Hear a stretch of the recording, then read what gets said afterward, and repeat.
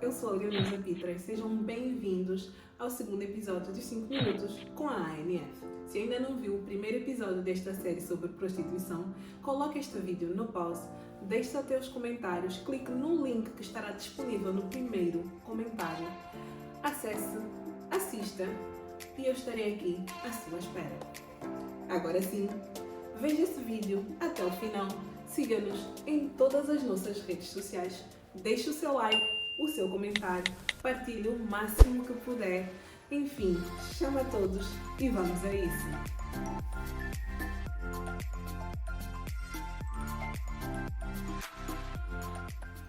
No episódio de hoje estaremos falando sobre a prostituição no mundo greco-romano. Antes de mais, é importante salientar que quando falamos do mundo greco-romano, não nos estamos a referir à atual Grécia, nem tampouco à atual Roma, mas a um vasto e poderoso território que albergava a Península Itálica, a Grécia, o Chipre, a Península Ibérica, a Península da Anatólia, a atual Turquia, a Gália, a atual França, o Egito, a África Romana, a Argélia Oriental e a Líbia Ocidental. Enfim, como eu disse no princípio, um vasto território. Os gregos não viviam em um país ou estado-nação tal como hoje, mas em cidades-estados independentes, que eram designadas como polis.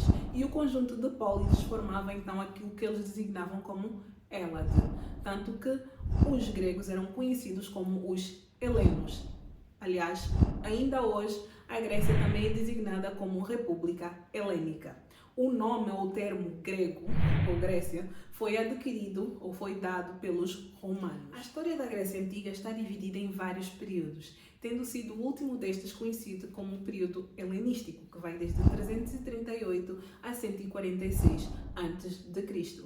Este período foi caracterizado por uma expansão da cultura grega por todo o mundo, tendo conhecido o seu fim com o Império Romano que no mesmo ano, ou seja, no ano 146 a.C., anexa Macedônia como uma província romana. Com esta fusão, os romanos passaram a assimilar a cultura grega, desde a sua língua, filosofia, literatura, artes, e o mesmo ocorreu também no campo religioso.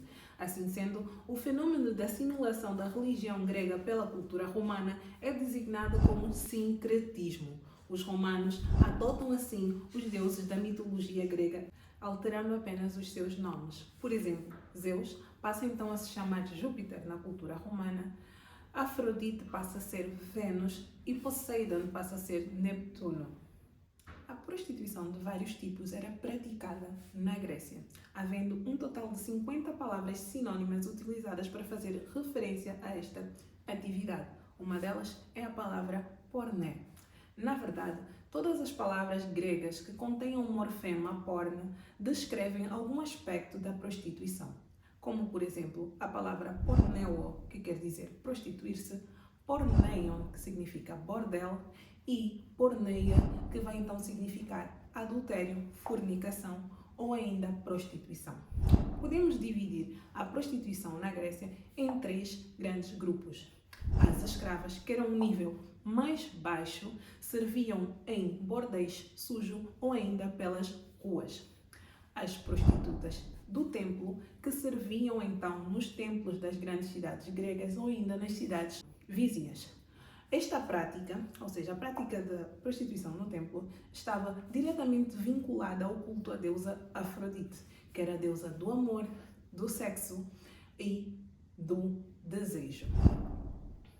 Havia vários templos da deusa Afrodite nas várias cidades gregas, sendo talvez uma delas a mais importante, um templo grego situado na cidade de Coríntios. As prostitutas eram as mais devotas da deusa Afrodite, evidenciando o seu poder carnal. A título de curiosidade, o símbolo feminino, o círculo apoiado sobre uma cruz, tem origem também na mitologia grega e representa o espelho de Afrodite, ou então de Vênus, na cultura romana. Este símbolo tem sido, ao longo do tempo, utilizado pelo movimento feminista como um símbolo de poder feminino. Já agora, o símbolo masculino também tem origem na mitologia grega, o círculo com uma seta que representa o deus Ares, o deus da guerra. Vamos então ao terceiro grupo, que seriam as hetairais ou etárias. Eram um grupo único de cortesãs que serviam para o prazer dos homens. Porém, ao contrário das outras prostitutas, estas não limitavam sua atividade somente aos serviços sexuais. Ofereciam jogos, música e companhia. Eram companheiras espirituosas e inteligentes para os homens que frequentavam os simpósios.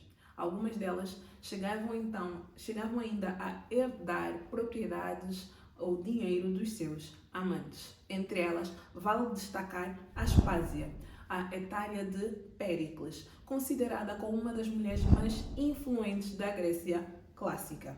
Plutarco afirma sobre Aspásia que ela influenciou nas expedições de 440 a.C.